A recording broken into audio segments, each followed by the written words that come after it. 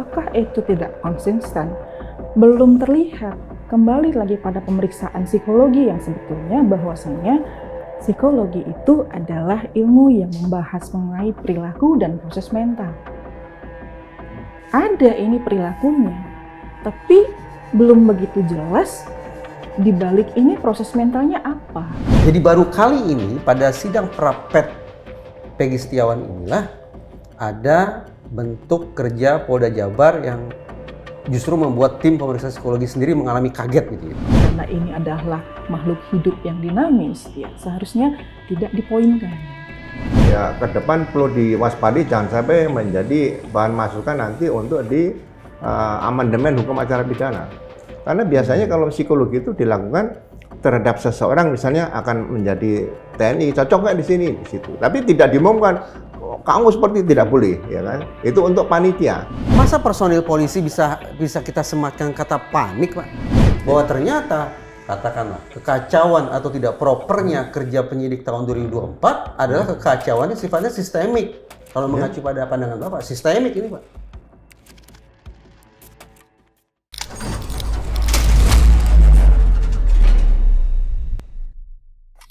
Halo Sobat TN, ketemu lagi kita di Bang X Napi Diskursus.net. Saya lagi-lagi kali ini ditemani oleh Mas Reza Indragiri Amril. Say hi, Mas. Assalamualaikum Sobat N. Waalaikumsalam. Mas Reza, kita akan coba angkat kasus Vina dan Eki yang ramai lagi pasca putusan pra-peradilan Peggy Setiawan. Peggy Setiawan. Tapi kita akan batasi untuk berangkatnya dari materi sidang pra-peradilan.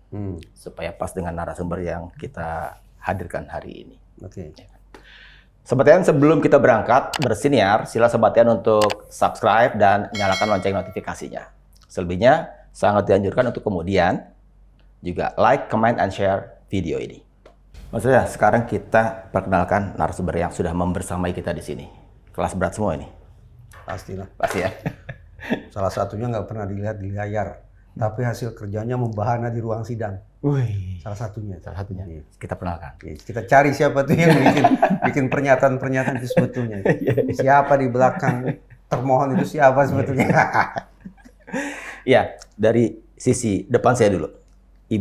Ibu Nur Afni, seorang psikolog dari Pusat Pelayanan Terpadu Pemberdayaan Perempuan dan Anak Jawa Barat. Salah satu tempat kerjanya ya? Oh ya, di sini saya dikasihnya begitu. Sama ibu ini ya, yang pasti-pastinya tadi. Jadi dalam salah satu sesi persidangan itu kan termohon Polda Jabar menyebutlah Peggy Setiawan manipulatif, tabiatnya suka berbohong, IQ-nya di bawah standar 78 akhirnya. Ternyata yang menghasilkan temuan-temuman itu beliau ini orangnya. Nanti Ibu kita minta untuk lebih mengelaborasi itu. Iya. Dan yang terhormat kepada Bapak Ugroseno, Komjen Polisi Purnawirawan yang mantan Kapolri, yang sudah di mana-mana mantan di media. Wakapolri. Mantan Wakapolri. Kepleset dikit. Marah Kapolri. Kepleset dikit, Pak. Oke, kita berangkat ya, Mas. Iya, silakan. Tentu ke Ibu Afni dulu nih. Karena yang dicermati oleh publik, pernyataan dari pihak Polda Jawa Barat ketika di sidang pra-peradilan adalah itu. Bahwa seorang Peggy Setiawan yang ditersangkakan itu memiliki kecenderungan untuk berbohong, tidak mengatakan yang kebenaran sebenarnya, dan berbohong dan manipulatif. Nah itu elaborasinya bagaimana sebenarnya, Bu? Tapi benar ya, itu hasil pekerjaan Bu Afni benar ya? Tim ya. Oke. Kalau tim ya. Nah, ya kalau diizinkan gini ya, menerangkan dulu posisinya ya. Posisi bahwasanya psikolog ada di dalam penyidikan, ada di dalam hukum, itu kan sifatnya adalah psikologi in law. Kami masuk ke hukum kalau ada permintaan. Siapa yang boleh minta? APH. Tidak hanya lepas polisi saja, bisa lawyer, bisa jaksa, bisa hakim. Tapi hasilnya tetap pro justisia. Dalam artian bahwasanya posisinya ini ya seperti yang mungkin di Mas Zak katakan di tempat pertemuan yang lain, bahwasanya bukan untuk nyerang orang, bukan untuk menjudge orang, dan ketika posisi ini kami lakukan pemeriksaan, permintaannya adalah pemeriksaan tersangka. Berarti sudah jadi tersangka. Sementara ini adalah pra peradilan. Pertanyaan saya sebelum membeberkan yang lain mungkin ya, apakah data itu betul-betul bisa dimasukkan ke dalam pra peradilan? Itu dulu gitu ya. Mengenai bahkan orangnya begini begitu, ini pemeriksaan kan masih berjalan, belum selesai. Ini kan progress report. Ya dalam artian ya masih proses. Apakah misalnya manipulatif, apakah itu tidak konsisten, belum terlihat. Kembali lagi pada pemeriksaan psikologi yang sebetulnya bahwasanya psikologi itu adalah ilmu yang membahas mengenai perilaku dan proses mental. Ada ini perilakunya, tapi belum begitu jelas di balik ini proses mentalnya apa. Bisa saja pernyataan hari pertama begini, hari kedua begini, tapi karena yang terperiksa ini belum betul-betul confidence dengan kami, belum betul-betul dia trust sama yang meriksa, bisa jadi kan? Sehingga dia bisa saja membahasakan begini.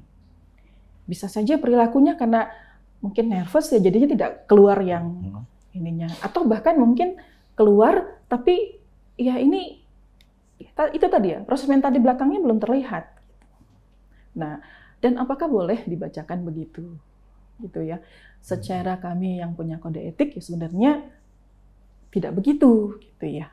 Ya karena di situ dinamikanya secara psikologisnya, karena ini adalah makhluk hidup yang dinamis, ya seharusnya tidak dipoinkan. Jadi maksudnya di sidang pra peradilan kemarin harusnya Polda Jabar tidak membacakan itu. Nah, kembali pada kebutuhan hukum. Jadi melihat case per case ini dalam psikologi itu kan cukup asik ya. Bukan hanya ketika misalnya maka keputusannya bahwa semua hasil pemeriksaan psikologi tidak diboleh dipakai di pra peradilan. Enggak gitu juga. Tetapi misalnya pada kasus-kasus lain kita lihat misalnya TPKS, di mana korbannya adalah ABK. Tindak pidana kekerasan seksual. Ya, tindak pidana kekerasan seksual. Korbannya ABK misalnya. Selain visum, boleh saja di situ ada pernyataan ahli yang menyatakan bahwa betul, misalnya dia disabilitas intelektual, yang misalnya usia kronologisnya 20 sekian, usia mentalnya masih usia anak. Boleh silahkan dimasukkan pada 28 KUHP undang-undang kita pada 289 atau di pasal 6 huruf C misalnya, karena ketidakberdayaan karena intelektualnya begitu. Maka hasil psikologi ini kalau ternyata dipakai pada pra peradilan ya silahkan saja, karena memang posisinya belum tangkap ya. Tuh saya menangkap kesan bahwa Polda Jabar tanda petik menggunakan hasil pemeriksaan psikologis yang Ibu lakukan bersama tim tidak proper ya. Tidak semestinya mereka melakukan seperti itu. Ya, itu kembali pada peraturan hukumnya. Yang dipakai bukti itu sebelum penangkapan atau sesudah penangkapan. Konkretnya begini. Kalau diperiksa kan berarti kan itu sudah ada orangnya. Ibu memperkirakan atau tidak sesungguhnya bahwa hasil pemeriksaan itu akan dibacakan secara terbuka di ruang sidang? Tidak menduga? Tidak diajak komunikasi tentang itu? Pernah tanya sih. Lalu? Ya jawabannya, enggak Bu, enggak harus hadir. Jawabannya cuma begitu. Lalu ketika kemudian dibacakan di ruang sidang, apa perasaan atau respon Ibu dan tim? Kaget juga sih. Kaget. Kenapa kaget? Ya karena kan itu jadi judgement ke orang ya. Itu yang ininya. Bagaimanapun kami punya kode etik. Ya. Tadi Ibu kan mengatakan diminta untuk memeriksa tersangka. Iya. Memeriksa dengan tujuan agar sebetulnya itu kan permintaannya memang deskripsi dan dia bisa bertanggung jawab enggak ya dengan pernyataannya. Dalam artian ini kesehariannya sehat tidak gitu ya. Tapi yang saya lihat saya tidak tidak berpikir pada praper ya, ini untuk hasil pengadilan gitu ya. Nah, ya justru saya bertanya, apakah boleh, karena ini kan orangnya sudah ditangkap, sudah yang berhak memberikan status ini tersangka, ini saksi, ini korban kan bukan kami. Kami menerima tadi psikologi in law maksudnya. Gitu. Ibu katakan kaget nih bahwa Polda Jabar membacakan hasil pemeriksaan itu di sidang Praped. Iya. Kekagetan semacam ini pernah terjadi tidak di persidangan-persidangan sebelumnya yang Ibu juga melakukan pemeriksaan?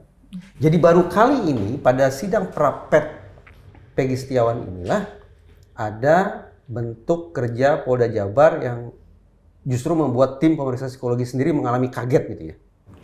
Ya saya nggak tahu ya teman-teman yang lain ya, karena kami kan berbeda-beda tempat juga gitu. Cuman ya saya waktu dengar itu dibacakan, kok dibacain ya gitu. Sepatutnya tidak dibacakan? Ya?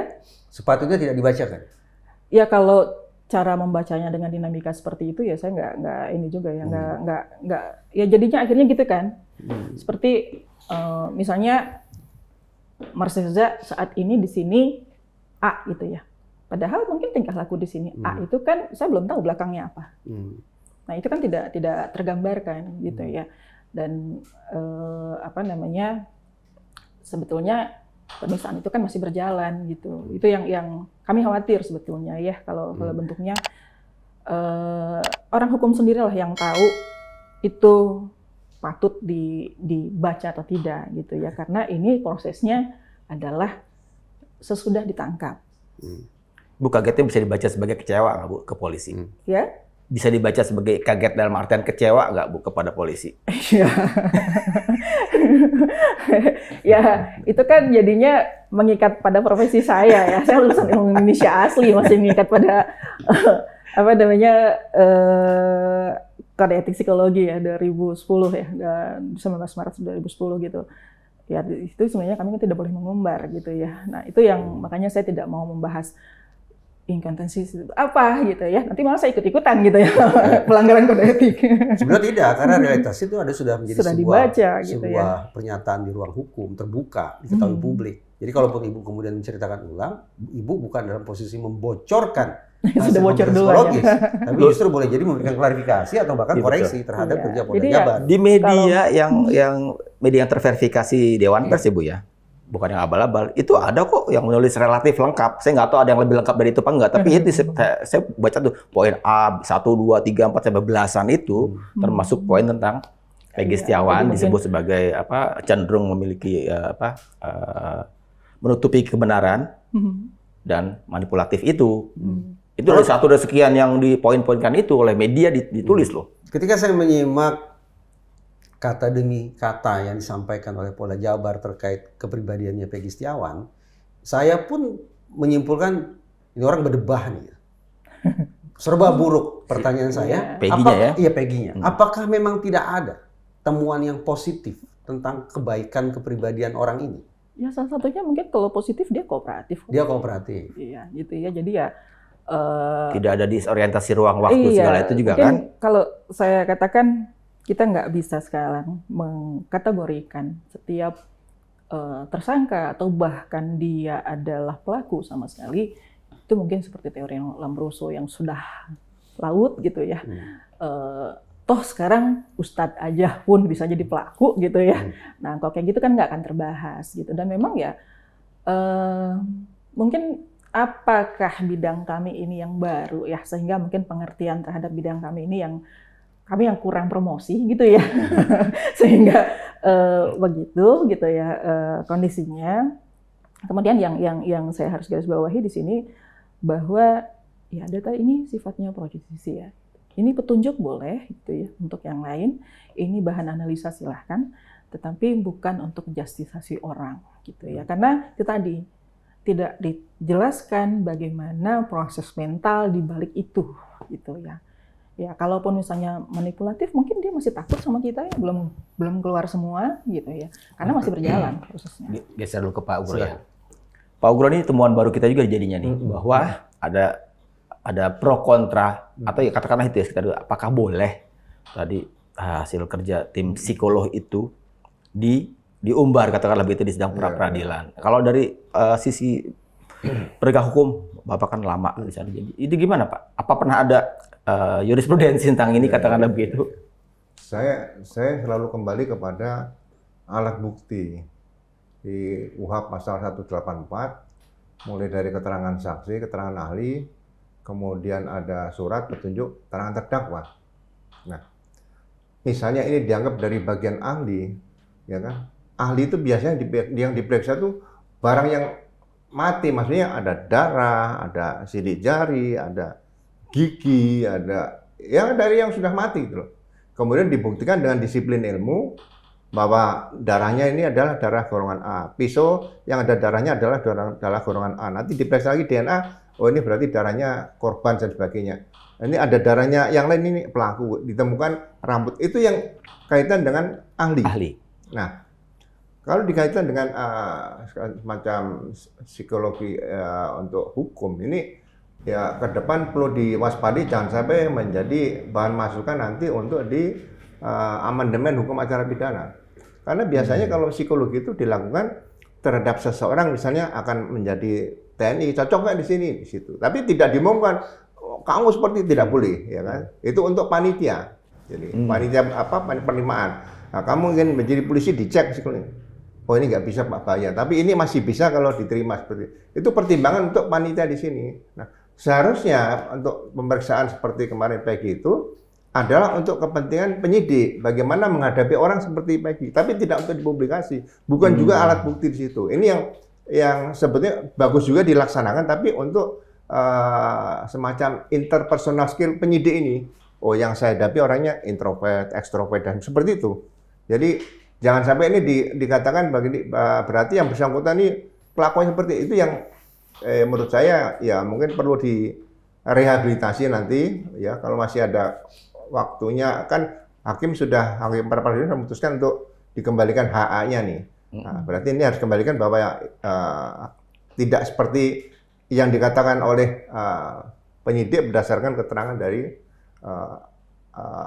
ya mungkin ahli, ya ini pakar, bukan ahli psikologi ya, mungkin pakar psikologi, bahwa sebenarnya itu harus jelas dikatakan tidak boleh dipublikasi seperti itu. Ini kan kasihan orang kalau sudah dijudge seperti itu kan nanti. Ya, itu aja.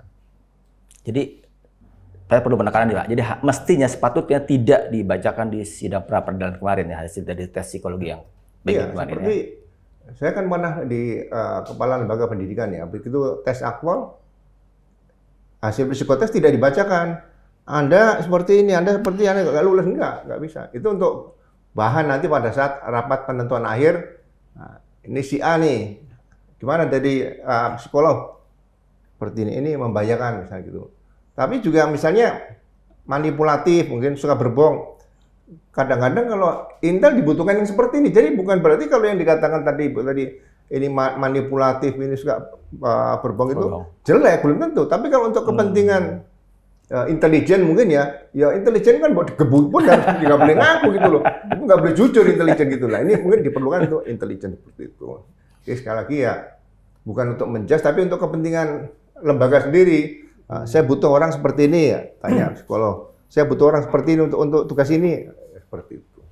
Jadi yang kalau sudah telanjur dilakukan oleh Polda Jabar ketika di sidang pra peradilan, apakah boleh disebut sebagai pelanggaran atau sekedar menyalahi konvensi biasa gitu, atau apa namanya ini? Itu mungkin bisa dikatakan ya pasal apa ya, pelanggaran etika saja, etika profesi. Sudah dinyatakan bahwa ya sebenarnya tidak boleh dilakukan, dan akhirnya kan merehabilitir apa yang disampaikan hasilnya tadi. Jadi orang yang penting minta maaf, ini adalah yang salah, direhabilitir, sebenarnya tidak untuk itu ya. Mudah-mudahan masyarakat memaafkan, tapi pelanggaran etikanya di sini kan pasti terjadi seperti itu. Pak Ugro, apa sih sesungguhnya dalam pandangan Bapak yang menyebabkan penyidik Polda Jabar gagal meyakinkan hakim bahwa penetapan Peggy Setiawan sebagai tersangka adalah sah? Apa sebetulnya? Pada diri penyidik apa persoalannya? Ya, sejak awal kalau saya baca putusan dari pra peradilan ya, bahwa proses yang dilakukan dalam rangka DPO kemudian penangkapan diduga tersangka tadi Peggy, ini kan harus melalui suatu proses awal. Proses awal itu berarti kan harus dibuktikan ada saksi, paling nggak 2 alat bukti. Nah, keterangan dari ahli misalnya ditemukan darah dan sebagainya. Jadi tidak bisa menemukan di situ. Nah, karena dari awalnya sudah tidak jelas, sekarang untuk mendampingi keterangan-keterangan saksi apa ini kan sulit. Ya, itu tinjauan hukumnya saya paham, Pak. Saya sepakat dengan Bapak katakan. Itu sebagaimana diucapkan oleh Hakim Iman Sulaiman. Tetapi kalau kita tinjau dari diri penyidiknya, apa yang menyebabkan mereka terkendala atau tidak menempuh proses yang Bapak katakan itu? Ya. Berarti ada persoalan pada diri mereka ini. Ya, sekarang mencoba menerobos kira-kira alat bukti apa yang selain keterangan saksi yang bisa menambahkan seperti ini. Tapi ternyata kan malah tidak kurang tepat ya. Jadi mencari-cari begini. Kalau ibarat seseorang dikejar oleh mungkin penjahat lah, dikejar oleh polisi, kemudian ketemu jalan yang lereng yang terjal itu, dia akan turun, segala apapun dia pegang supaya dia tidak celaka di situ. Segala apapun dipegang itu. Nah, ini mungkin kondisi ingin mencoba mengadakan terobosan, bisa nggak dipakai di pengadilan. Tapi ini kan harusnya kalau tidak diatur di undang-undang ya jangan dipakai seperti itu. Kalau saya membayangkan, barangkali akar persoalannya ada dua. Ini penyidiknya yang kurang cakap, berarti kita bicara kompetensi. Tapi kompetensi dalam psikologi nih, Pak. Kalau kompetensi dalam hukum kan maknanya kewenangan ya. Apakah penyidik itu kurang cakap, problem kompetensi, ataukah penyidik ini kurang jujur? Integritas. Integrity.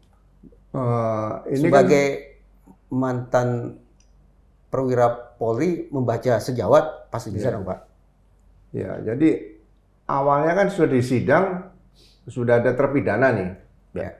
Dan ini Peggy ini dianggap sebagai tokoh di situ, ya kan? Ya. Jadi tindak pidana tersebut ya. Nah, kalau ini sampai gagal, kan berarti langsung dipikir ini para terpidana kan bisa ngajukan PK dengan ini selesai. Tapi toh akhirnya juga selesai. Nah, kalau misalnya berpikir alternatif, seharusnya dicari alternatif yang terbaik. Mungkin sakit, tapi itu terbaik. Gitu. Tapi kalau merasa tidak sakit, coba yang ini jujur, malah akhirnya menjadi sakit lagi. Nah, disinilah pilihan-pilihan untuk ngambil langkah itu tidak dilakukan sejak awal. Makanya dari awal secara hukum ini tidak cukup bukti, belum cukup bukti bukan tidak ya. Ya udah, menurut saya lebih bagus dilepas dulu, nanti baru dilengkapi dulu, dibicarakan dulu. Kalau sudah seperti ini kan sudah ada pra-peradilan seperti untuk mengembalikan bahwa seperti apa yang dikatakan ada pengacara mengatakan bahwa oh masih bisa nih si Peggy nanti setelah dilengkapi administrasinya masuk jadi tersangka lagi. Membaca putusan pra-peradilan itu sudah jelas, masa mau dipaksakan seperti itu kan nggak mungkin. Seperti itu. Pertanyaan yang sama ini nanti akan saya ajukan ke Bung Rafni, tapi saya ke Bapak dulu. Ada 3 DPO, sekonyong-konyong 2 dianggap fiktif. Kemudian dihidupkan kembali, tiba-tiba kondisi psikologisnya tersangka diumbar. Sekali lagi dalam bahasa saya yang sederhana, ini ada sesuatu serangkaian kerja yang tidak proper. Serangkaian kerja yang tidak proper adalah manifestasi dari proses berpikir penyidik yang tidak proper. Di mana tidak propernya proses berpikir mereka? Entah itu pada kompetensinya, entah itu pada integritasnya. Terkait penyidik tahun 2024 nih Pak, bukan 2016. Khusus terkait penyidik terhadap Peggy Setiawan. Kalau Bapak melihat ada problem di kompetensi atau integritas penyidik 2024? Atau kombinasi keduanya? Ya, kompetensi sih tidak terlalu ya. Integritas ada kepanikan. Masa personil polisi bisa kita sematkan kata panik, Pak? Ya, panik menghadapi kasus ini harusnya kan saya bilang Polda Jabar jangan dibiarkan sendiri. Harusnya ada tim dari Mabes yang memberikan asistensi. Mana yang terbaik, Pak? Kalau kita bicara Polda di Indonesia Timur, bukan maksud saya merendahkan ya, kan di Polda ada juga kelas-kelasnya kan, Pak? Kalau kita bicara Polda di kawasan Indonesia Timur, masuk akal, Pak, ada kata kepanikan. Ini kita bicara Polda Jabar, Pak. Kapoldanya itu mantan KPK, Pak.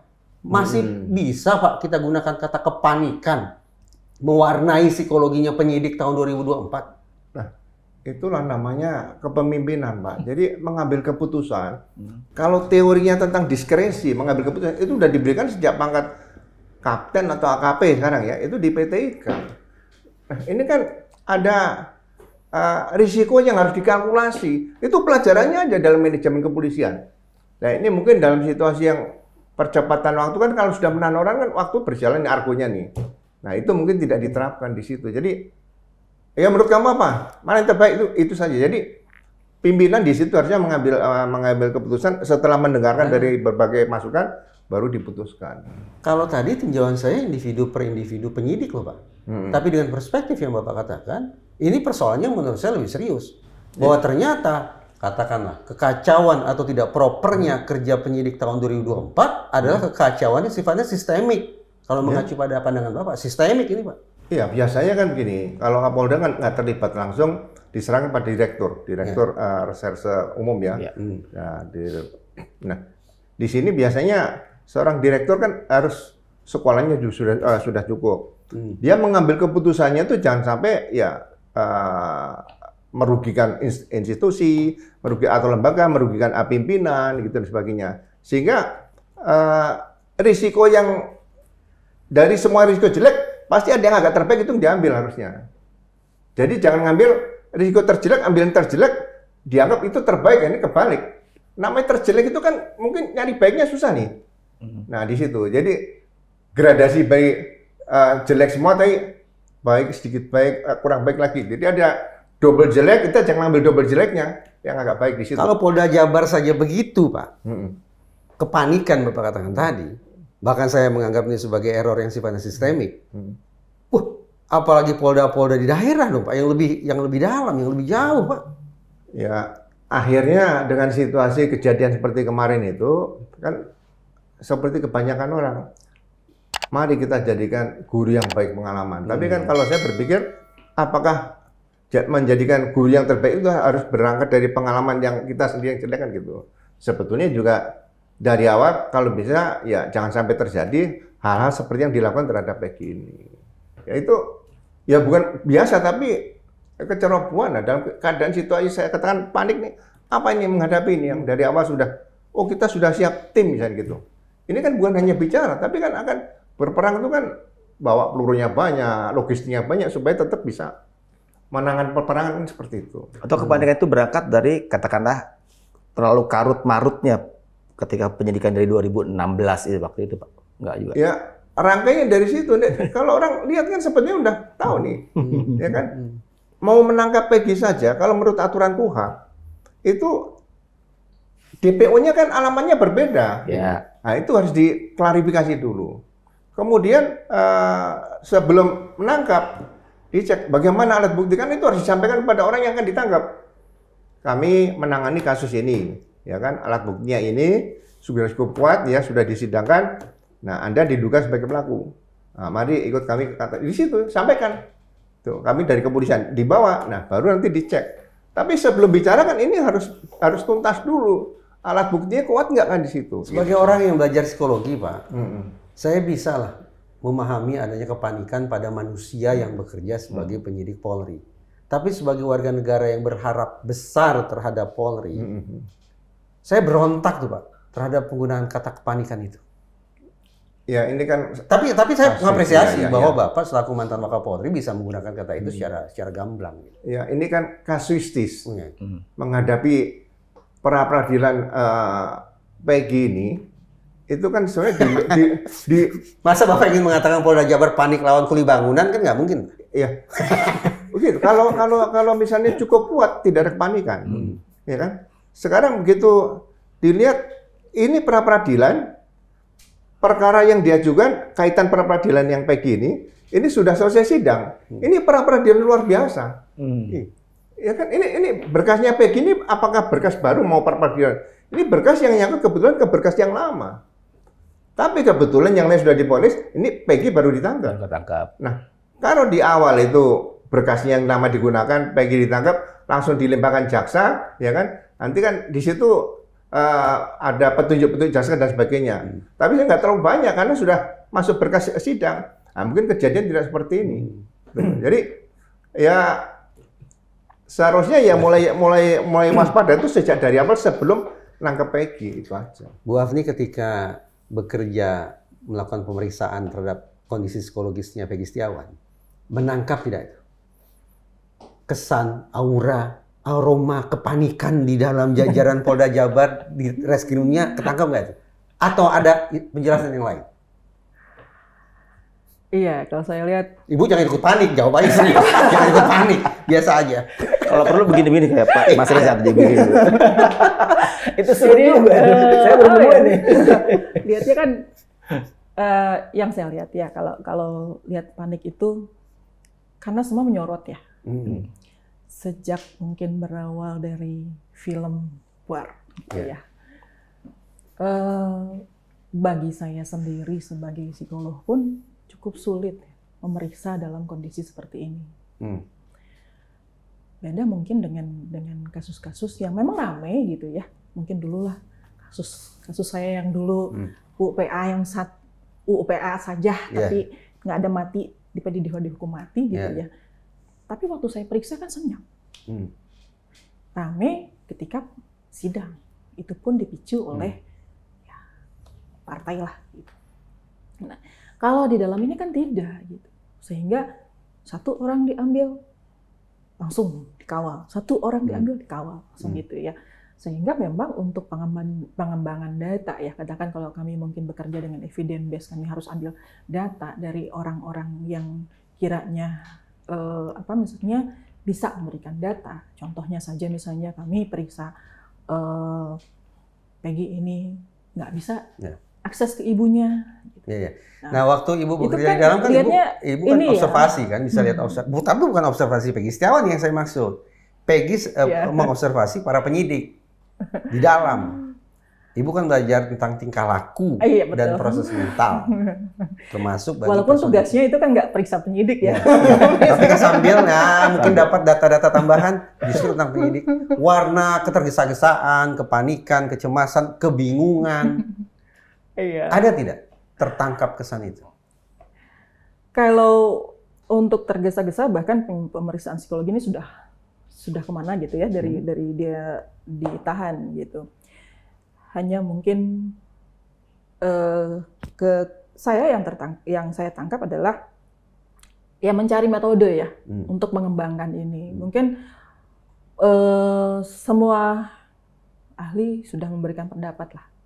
Kayak Mas Reza sendiri ada A, ada B, ada C-nya. Tapi kan saya bukan ordal. Iya bukan.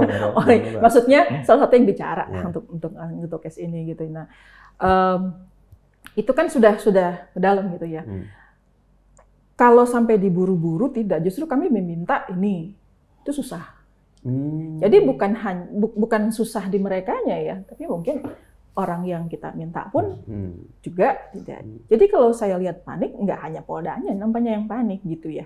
Tapi di dalam proses hukum ini memang kayaknya semua berusaha dengan kepentingannya, kemauannya sendiri-sendiri gitu. Itu yang saya lihat ya. Yang menjadi catatan bagi kami mungkin yang memeriksa itu adalah bagaimana ketidakkondusifan ini yang jadi rame gitu ya. Kita periksa dan terhadap data. Mungkin saya lebih ke situ ininya. Ya kalau kan orang ditangkap itu ada batas waktu ya. Nah, nampaknya kalau dibilang panik di situ. Ini harus selesai. Tapi untuk mencari data lebih banyak itu tidak mudah gitu ya.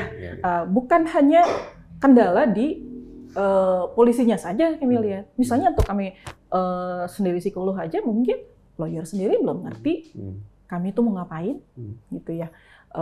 Kalau kami mau periksa psikologi harus menjelaskan dulu ini bagaimana. Gitu Peggy Setiawan itu diperiksa sebagai tersangka apa Bu? Di situ saya lihat beberapa pasal ya. Ada Undang-Undang Perlindungan Anak untuk 81 ya. Persetubuhan, kemudian 340-nya juga ada. Pembunuhan berencana. 340 ya. 38 juga ada.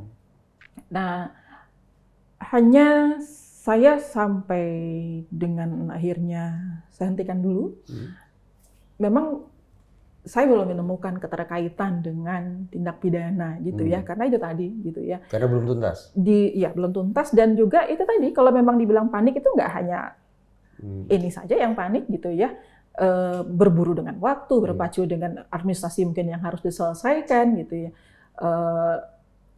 Terus kemudian ya APH di sini dengan mekanismenya sendiri-sendiri gitu. Saya lihat memang semua juga riuh gitu ya. Belum tuntas, tapi karena sudah ada putusan pra peradilan, tidak ada urgensi untuk dilanjutkan ya pemeriksaan psikologis terhadap Peggy Setiawan? Ya sekarang diperiksa sebagai apa? Kalau misalnya sekarang diperiksa beliau sebagai klinis ya silahkan saja dilanjutkan. Tapi harus surat tugas yang baru kan berarti? Iya. Karena tujuan pemeriksaan sudah lain ya, gitu ya. Karena kan di situ ada ininya ya, tujuan poin-poinnya pemeriksaan ini untuk apa, ini untuk apa, ini untuk apa gitu. Sementara beda konteksnya, metodenya, toolsnya dalam pemeriksaan klinis, dalam pemeriksaan forensik, dalam pemeriksaan tadi kayak Bapak katakan misalnya industri ya, keterkaitan dengan rekrutmen itu kan beda-beda, baik itu metodenya, toolsnya, kemudian ya sampai cara kita interview aja lain gitu ya untuk hal seperti itu. Jadi tidak apa namanya oh ini bisa digunakan untuk ini, nggak begitu gitu sebenarnya. Pak Ugro, ini berkaitan dengan kerja-kerja ilmiah begini. Menurut saya, bukan menurut saya, faktanya Kapolri sudah menyampaikan testimoni sekaligus otokritik loh. Ya. Bahwa tahun 2016 pengungkapan kasus tidak sesuai dengan kaidah saintifik. Ya.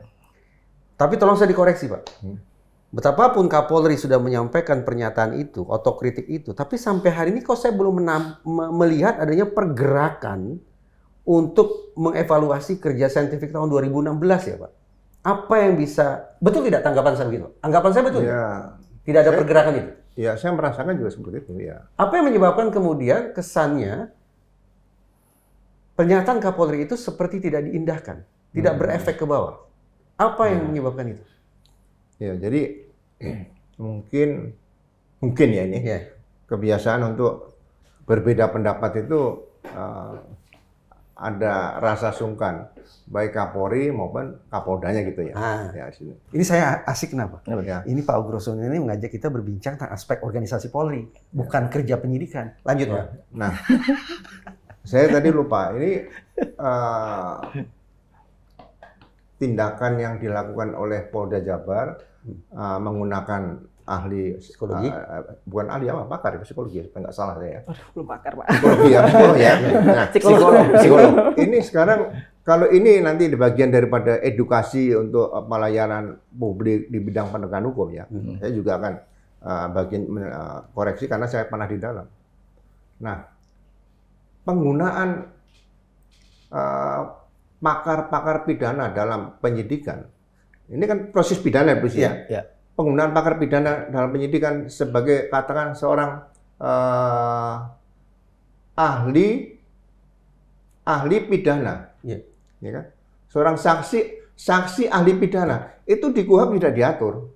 Jadi kalau keterangan saksi itu yang melihat, mendengar, mengalami.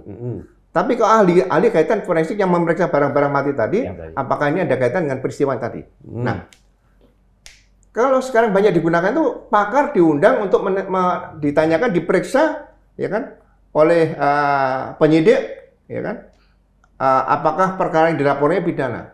Itu menurut saya juga tidak bagus, karena para yang dikatakan benar-benar menguasai pidana itu selalu saya katakan polisi, penasihat hukum, jaksa, kemudian ada hakim, plus mungkin profesor dokter yang ngajar. Nah ini jangan ditarik ke sini. Nah. Kemungkinan menggunakan tadi dari psikolog tadi, biasanya kalau penyidikan itu menggunakan pakar tadi sebagai saksi ahli pidana. Ini mungkin dimasukkan ke kategori saksi ahli psikologi. Ya. Ini sebetulnya menyalahi bagi saya sebagai mantan penyidik. Ya mudah-mudahan ke depan ini dengan kejadian di Polda Jabar ini, penggunaan pakar pidana sebagai saksi ahli pidana dalam pemberkasan perkara pidana itu tidak digunakan lagi. Nanti akan berkembang kemana-mana. Ini yang kasihan nanti institusi Polri-nya nanti. Ini pandangan Bapak mirip dengan pandangan mantan hakim Asep Iriawan. Beliau itu pernah mengatakan, saya tidak akan pernah memberikan izin kepada ahli hukum untuk hadir di ruang persidangan. Karena secara tidak langsung itu akan terkesan merendahkan hakim yang justru harus diasumsikan sebagai orang yang paling mengerti tentang hukum. Ya, itu juga sama kalau itu dianalogikan, dihadirkan dalam penyidikan. Ya, itu. Jadi menurut saya hal-hal seperti ini kan koreksi ya. Mudah-mudahan ke depan tidak ada lagi menghadirkan yang tidak ada kaitan dengan sebetulnya apa yang ditulis dalam alat bukti pasal 184 tadi. Berbeda sekali antara keterangan saksi dan ahli. Cara memberikan keterangan juga berbeda gitu loh. Kalau misalnya saksi ahli pidana, seorang profesor, doktor, masa diperiksa oleh penyidik, didudukan di depan. Padahal penyidik ini mungkin mahasiswanya di perguruan tinggi misalnya. Kan ini tidak bagus seperti itu. Ya mungkin masing-masing harus menempatkan diri seperti itu, saling menghargai, dan yang benar-benar menguasai pidana itu ya memang penyidik, ya tadi saya katakan tadi, penuntut umum, pengadilan, sampai penasihat hukum. Hasil dari kerja penyidik di tahun 2024, pasca keluarnya putusan pra-peradilan, itu kan harus dikatakan bukan sebagai rapor yang menyenangkan lah bagi Polda Jabar kan Pak. Ya. Ini menambah deret rapor yang kurang menyenangkan setelah tahun 2016. Kapolri sudah membuka jalan dalam tafsiran saya untuk melakukan koreksi, kerja saintifik, cek lagi. Tapi tadi kenapa tidak ditindaklanjuti?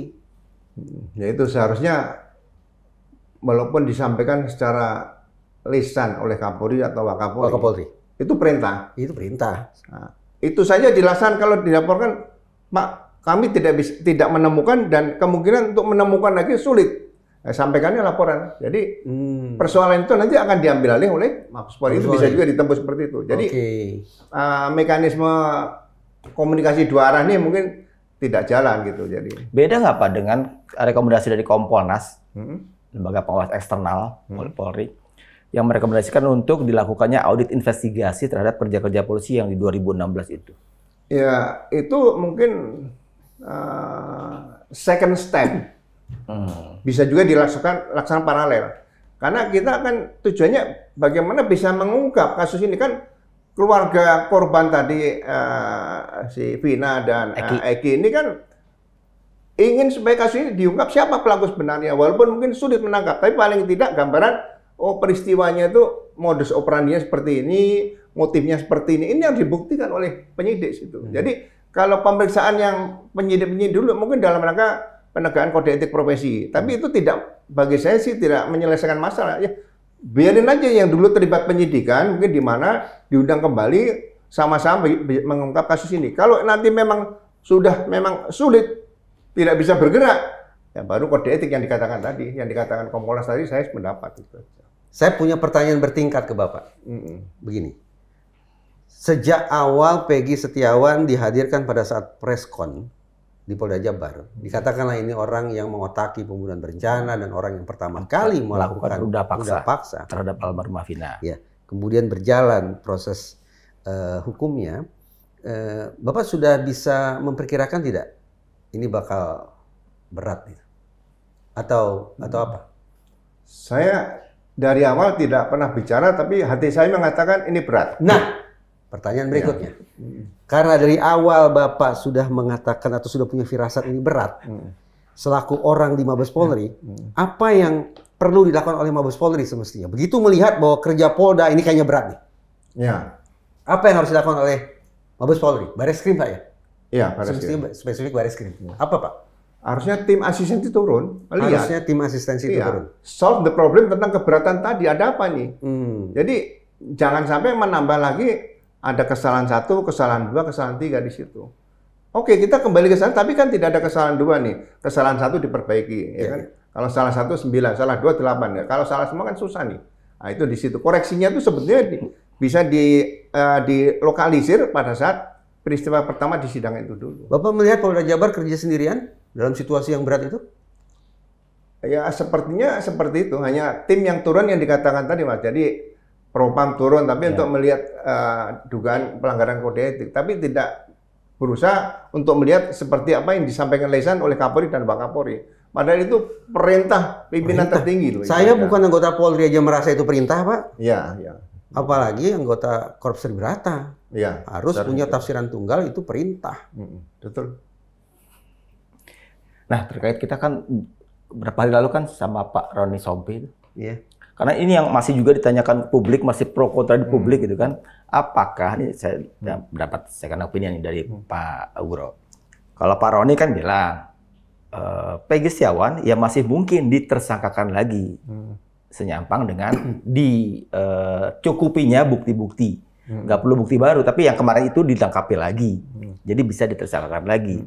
Kalau menurut aturannya gimana sih Pak? Boleh apa nggak? Ada yang bilang boleh, ada yang bilang enggak gitu. Walaupun ini bukan udah masuk ke nebis in idem kan belum kan, tapi mentersangkakan lagi setelah kemarin lepas dari sidang pra peradilan, dilepas, gitu, dibebaskan. Boleh nggak Pak sebenarnya Pak? Alat buktinya yang untuk menguatkan keterangan saksi yang di proses pertama kali, ada nggak alat bukti yang berdasarkan scientific crime investigation? Ini kan yang poin 2, keterangan ahli kan di sini scientific nih. Tapi kalau surat itu biasanya ada kaitan dengan misalnya kaitan dengan pemalsuan atau rencana perampokan, mungkin ada surat pembicaraan seperti itu hanya membuktikan perencanaannya. Kan itu nanti jadi petunjuk didukung lagi oleh keterangan saksi dan ahli. Jadi 5 alat bukti itu sebetulnya suatu paket yang tidak bisa dilepaskan. Jadi kalau sekarang Peggy mau ditersangkakan, mampu nggak menghadirkan alat bukti sesuai dengan yang sudah dibuktikan secara saintifik tadi? Kalau nggak bisa dibuktikan itu, ya kemungkinan besar sangat tidak mungkin. Sebenarnya dari sisi scientific crime investigation kan kedodoran kan selama ini terbukti kan.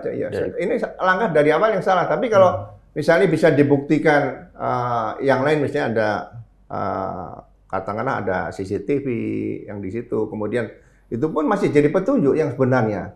Kemudian mungkin bisa ketemu sepeda motor plat nomornya. Nah, sekarang dicek sepeda motor yang disita ini pernah diperiksa ada nggak darah-darah di situ? Disita dari siapa? Senjata tajam disita dari siapa? Nah, kalau itu bisa dibuktikan kan sebetulnya itu nilai poin yang bagus untuk mencari tersangka yang sebenarnya siapa di situ.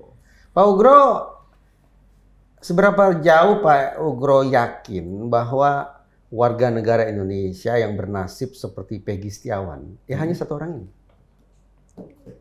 Ya, ini baru saya dengar berkas sudah jadi, DPO ngajukan pra peradilan. Pra peradilan itu berkas belum maju ke sidang sudah di pra peradilan. Ya ini untung lawyersnya solid Pak. Netizen juga membara semangat 45. Ya, saya juga perlu belajar ilmunya pengacaranya Peggy nih. Orang Indramayu tapi memang. Kalau saya membahasakannya advokat kampung tapi tidak kampungan. Ya, memang kelihatannya penampilannya tidak yakin, tapi ternyata otaknya meyakinkan. Tidak yakin. Peggy Setiawan satu-satunya orang di Indonesia yang pernah mendapat situasi apes ini, Pak? Ya. Atau banyak tidak di luar sana, di kasus lain yang dapat perlakuan seperti ini? Atau saya balik kalimatnya, apakah kerja yang tidak proper, kerja penyidik tidak proper ini hanya satu ini atau mungkin juga ada di tempat-tempat lain? Begini, biasanya pra peradilan ini kan kasus ini kan sudah menjadi milik dunia. Iya.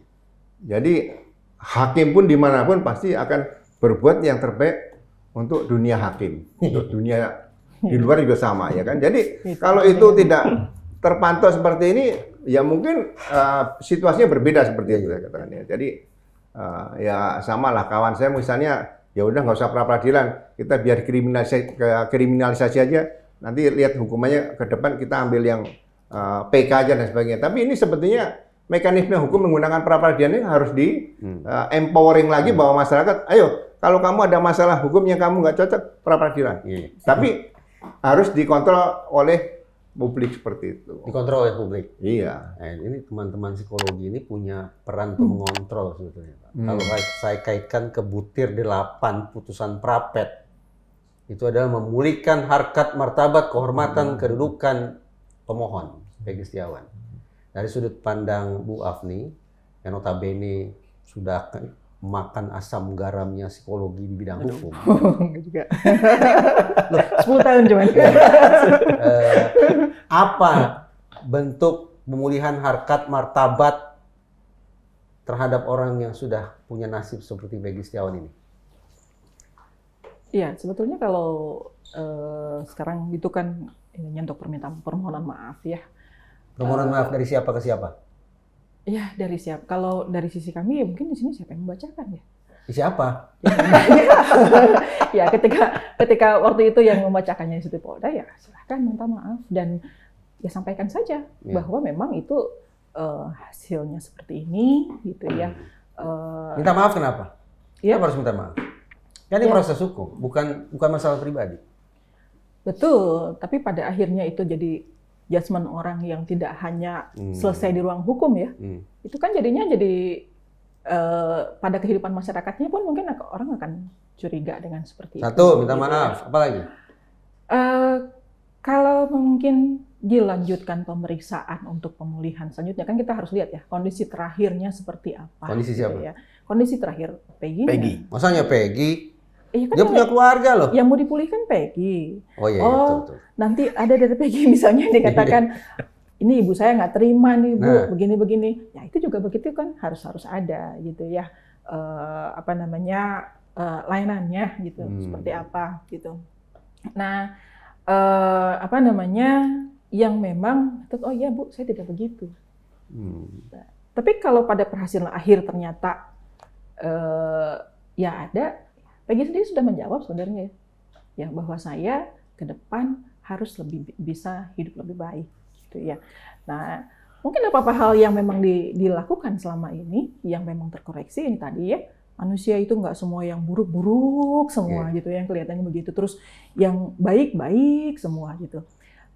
Ya inilah yang jadi pembelajaran untuk bersama gitu ya. Saya pikir tidak hanya betul seorang anak kalau sakit ya dia penyandang, penderitanya orang tua pasti. Kenapa saya risau dengan hal ini? Korban pidana itu ada institusi yang mendampinginya, LPSK. Betul. Narapidana ada yang mendampinginya, pemasyarakatan Kumham. Orang yang salah tangkap, ini kan berada di tengah-tengah, nggak jelas nih ini. Siapa yang akan mendampingi dia? Itu siapa? Iya. Serius loh Pak. Ini siapa yang akan mendampingi orang ini Pak? Dalam rangka pemulihan harkat martabat, kehormatan dan seterusnya itu. Menurut Bapak realistis Pak? Himbauan Ibu ini agar Polda Jabar meminta maaf ke Peggy Setiawan? Ya, suasana batiniah Polri akankah mengiyakan itu? Ya kita dengan pertanyaan tadi kan saya melihat kejadian di Amerika. Begitu masyarakat marah kepada seluruh polisi di sana gara-gara satu polisi yang menangkap orang kemudian meninggal dunia. Betul. Ya polisi semua ya di depan menyatakan permintaan. Saya dulunya berdiri. Iya, sambil bersimbah Pak ya. Oh iya, nggak ada masalah. Iya. Dipoto. Karena nggak mungkin akan diberikan SKCK, surat keterangan catatan kepolisian bahwa yang tidak terlibat kan itu kan seolah-olah sepele ini. Ini sekarang batin, moral, mental tadi seperti ini kan harus dipulihkan nih. Jadi tidak harus menempatkan Peggy Setiawan berdiri lebih tinggi. Ya dia mungkin Peggy Setiawan tidak ada, hanya berdiri di sampingnya, tapi memang para penyidik tadi yang menentukan siapa saja nih. Itu menyatakan permintaan maaf terus di depan masyarakat, depan publik seperti itu. Di dalam psikologi itu ada istilah vicarious trauma, Pak. Saya tidak pernah berdekatan dengan Peggy. Tidak pernah satu geng dengan dia, tidak pernah lah berinteraksi apapun. Saya hanya lihat dari media. Tapi saya ikut takut, Pak. Takut, auzubillah min zalik, jangan sampai saya punya nasib seperti Peggy Setiawan. Ya. Jadi perkataan Bapak bahwa alangkah baiknya kalau Polri kemudian meniru gestur polisi di Amerika Serikat, yaitu mengajukan permintaan maaf, Ibu punya pandangan seperti itu tampaknya akan memiliki efek peneduh juga bagi saya, Pak. Ya betul. Mudah-mudahan harapannya begitu. Ya, jadi apakah saya kadang-kadang berpikir agak di luar itu ya. Diundang Peggy jadi diberikan apa? Sekarang kan lagi model tuh. Diberikan pangkat jadi Kobuzer gitu Pak. Kolonel ada lagi seperti ini kan. Apakah mungkin seperti itu? Tapi kan tidak harus seperti itu. Mantan orang pakai narkoba diangkat jadi duta anti narkoba. Ini kita mau angkat jadi duta kuli bangunan atau Ya, dia harusnya apa kalau dia duta? Ini aja lah Pak, Polda Jabar, Mabes Polri kan pasti terus melakukan pembangunan sarana prasarana Sarpras.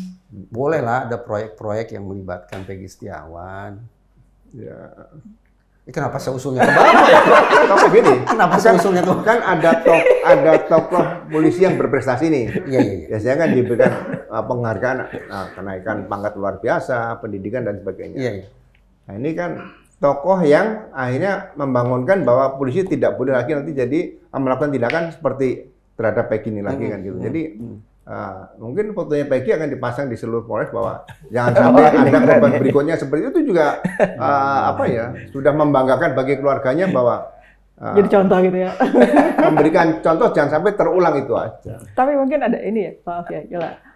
Ya kita lihat dulu kondisi terakhirnya, kondisi terakhir psikologisnya, ya. Jadi kita dalam memberikan rekomendasi itu ada yang namanya evidence base, ada datanya. Kenapa kita lakukan itu, gitu ya? Oh mungkin untuk kesejukan hati siapa sih yang tidak senang menerima satu permohonan maaf, gitu ya?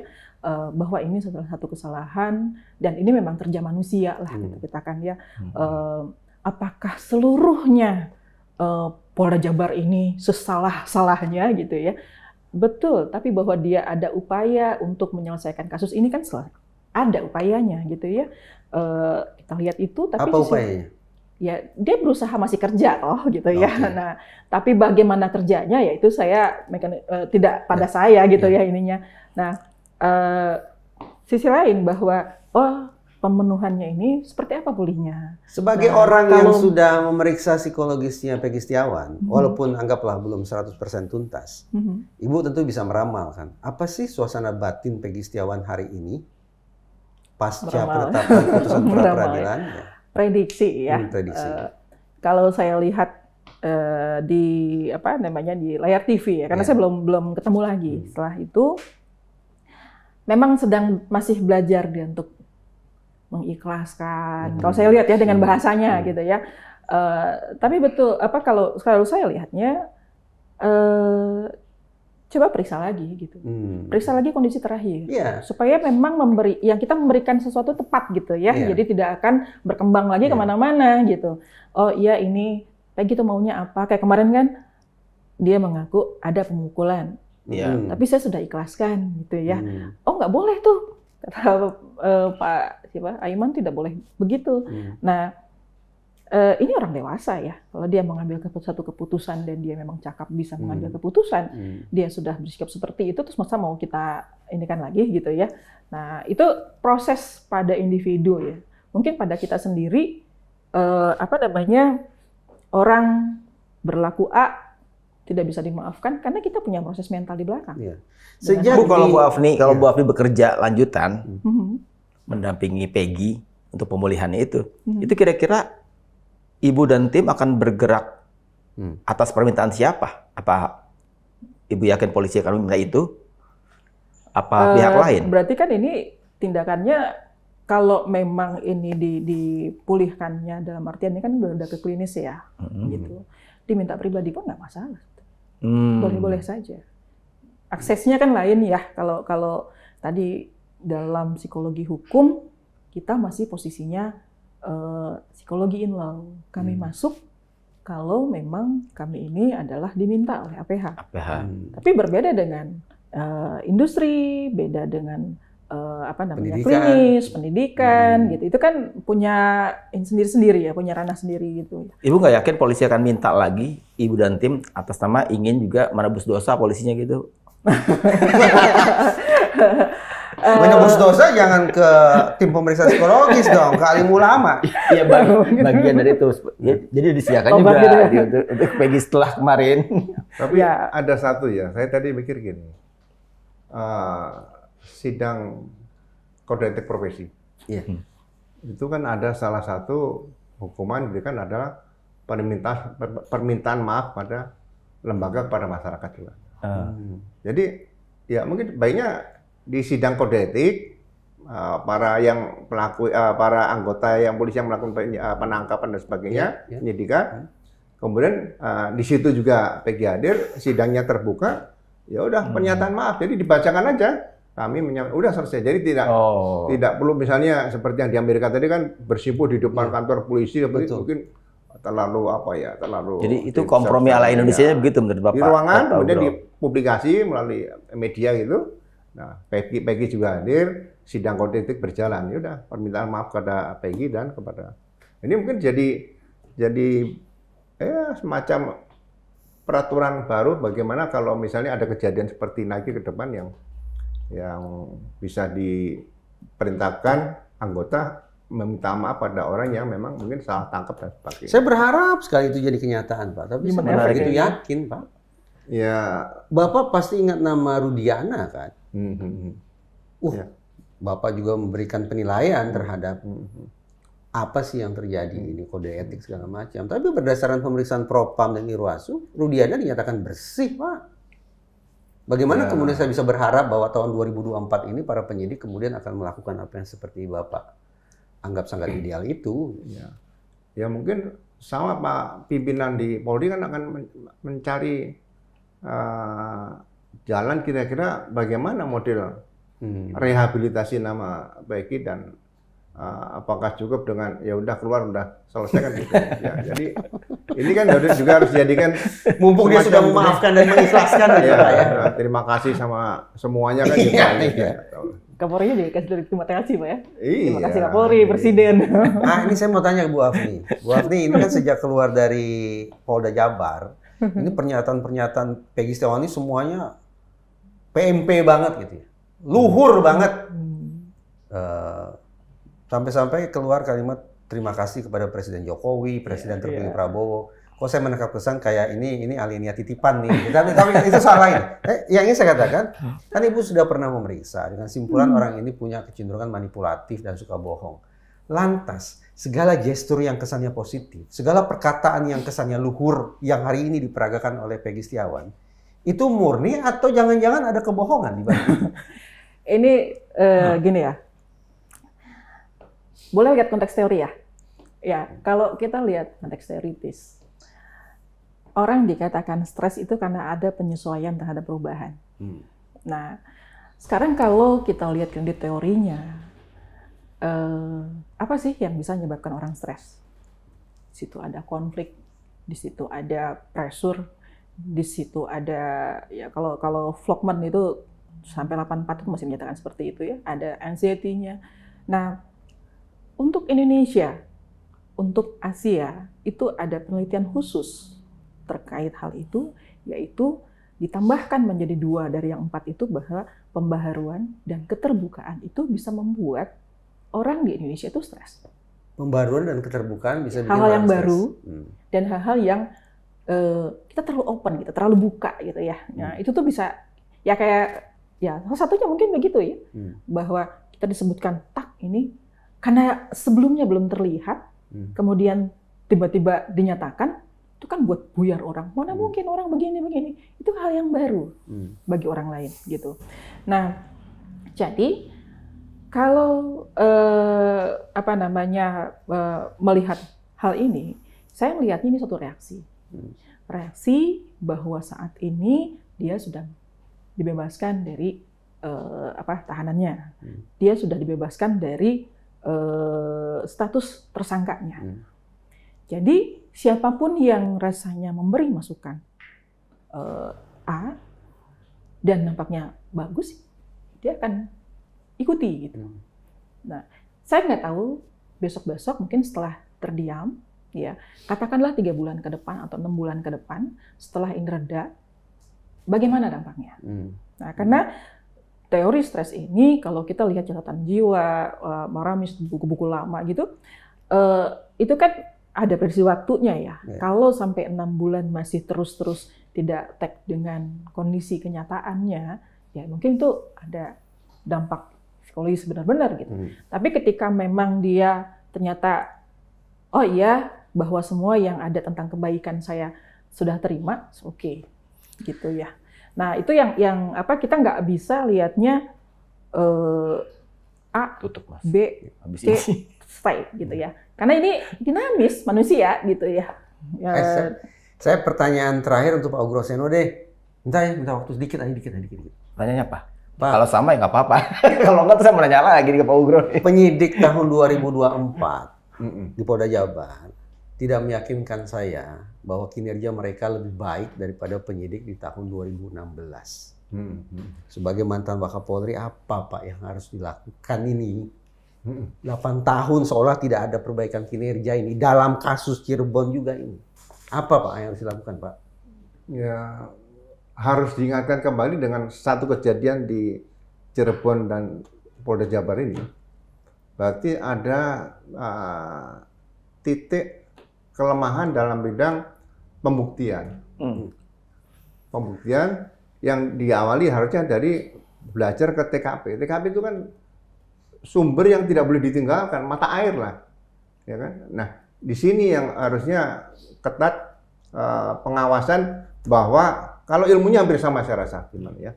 Bahwa kalau tidak ada dua alat bukti yang meyakinkan untuk nanti diajukan ke pengadilan, ya jangan dipaksakan. Jadi fungsi kontrolnya mungkin dari atasan, dari propam kan setelah ada pengaduan nih. Ya. Saya rasa atasan ini harus berperan aktif, tidak hanya tanda tangan tapi memimpin sendiri, ya. Jadi leader punya leadership, dia harus bertanggung jawab kalau ada apa-apa produk yang dibuat oleh anak buahnya. Nah, ini kelemahannya di sini aja. Ada hubungannya nggak dengan kemarin-kemarin Mas Reza mengedepankan terminologi blue curtain code? Iya. Ada hubungannya nggak? Kalau ada, ya bolehlah. Beda teori ternyata. Kalau saya, Pak, menduga ini ya sesama korps Tribrata lah ya. Jiwa korsa yang tanda petik menyimpang. Demi menjaga keberhasilan kerja tahun 2016, maka kerja 2024 dipaksakan harus bisa menyempurnakan itu. Jiwa korsanya main di situ. Tetapi sementara Bapak kan memakai teori, ini ada kepanikan. Orang psikologi menyebutnya groupthink. Groupthink ya. Ada groupthink di institusi kepolisian, terutama Polda Jabar, yang membuat kerjanya menjadi tidak keruan semacam ini. Jadi beda teori. Saya menganggap jiwa korsa yang menjadi penjelasan spekulatif kekacauan ini, sementara Pak Ugro menjelaskan dari sudut pandang kepanikan para personel. Iya. Sistemik tapi. Jadi dari awal penanganan Polres Cirebon ini bulan September juga dilimpahkan ke Polda Jabar. Jadi Polda Jabar seharusnya kan sudah berganti orang juga nih sebenarnya. Iya. Harusnya melihat begitu ada informasi film ini kan jangan buru-buru dulu, apa nih yang harus dilakukan? Apakah melihat kasus yang 2016 itu dipindahkan ke Polda, ditarik ke Polda Jabar ini memang sudah cukup, ya. Jadi saya rasa masalah kepemimpinan di sini yang sebetulnya ada kelemahan. Mungkin ya untuk menutupi tadi udah ini diambil langkah tanpa diperhitungkan. Nah, itu. Jadi kalkulasi risiko tidak dihitung di situ seperti itu. Jadi ya masyarakat cukup ini nanti kita lengkapi saja dengan misalnya dari psikologi seperti itu ya. Karena itu membaca dan mengartikan pasal 184 hukum acara pidana itu bukan hal yang gampang, itu sulit itu antara nomor 1 sampai nomor 5 itu. Ya, Mas Reza. Pak Ugro, apa yang Bapak utarakan ini membuat saya semakin yakin bahwa sebetulnya kita tidak punya pilihan terus mencintai dan menyemangati Polri untuk menjadi penegak hukum yang seprofesional mungkin. Itu dari saya. Saya juga sependapat itu supaya semua pengalaman yang buruk-buruk itu ya sekarang ditingkatkan. Jadi banyak pimpinan yang dari dulu, misalnya Direktur Reserse Polda Metro Jaya, melihat bahwa penanganan TKP itu banyak yang gagal. Diambil tim, kirim ke Megamendung, latihan kembali. Itu kan sebenarnya untuk meningkatkan penyegaran, mengingat kembali supaya jangan sampai ada kesalahan kedua, ketiga dan sebagainya. Yang dikirim ke Polda Jabar pasti yang terbaik kan semestinya, Pak? Ya mereka yang kalau brigadir berasal dari wilayah setempat, ya kan. Tapi untuk struktural, pejabat struktural yang terbaik kan tentunya. Biasanya yang dari Polda di Jawa adalah yang terbaik. Ya. Baik. Terima kasih. Lempeng ngomongnya terakhir kayak Peggy. Karena saya tinggal di Jabar soalnya. Berarti kan saya masih tetap berharap besar pada Polda Jabar. Gitu. Baiklah, kita tutup aja Mas ya. Saya harus terima kasih dulu nih ke para narasumber kita. Ya. Pak Komjen Pol Purnawirawan Ugro Seno, mantan Wakapolri. Saya tebus kesalahan saya tadi di awal nyebutnya. Dan Ibu Nur Afni, psikolog. Terima kasih sudah buka-bukaan. Nah. Mungkin ada waktu kita ketemu lagi karena ini kasus ini pasti masih rada panjang ini. Masih banyak kontroversi, apalagi kalau kita buka aja di Jagat Maya, itu ramainya banget di situ Pak. Jadi kita tetap diskursusnya akan tetap untuk mengawal kasus ini karena kita juga sebagai media, apalagi sebagai media yang terverifikasi Dewan Pers itu punya tanggung jawab moral untuk mencari kebenaran, juga untuk memfasilitasi para pihak yang mungkin tadinya tidak punya akses ke media karena salah satu amanat dari buat media adalah voicing the voiceless.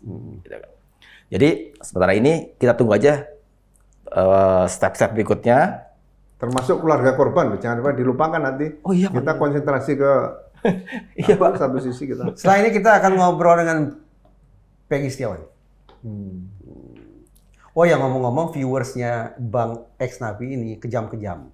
Jadi demi kesehatan mental, kalau merasa tidak cukup punya stamina, jangan baca views. Bu Afni pasti punya solusinya. Mudah-mudahan. Kan psikolog ya. gitu kan. Coba aja sembuh lagi, undang lagi mau. Jadi Sobat Yen, untuk kali ini saya dan Mas Reza pamit dulu untuk kemudian tunggu perkembangan kasus-kasus yang seputar Vina dan Eki ini sampai di ujungnya nanti kita kawal terus. Jadi untuk sementara saya dan Mas Reza pamit dulu. Undur diri. Tadi.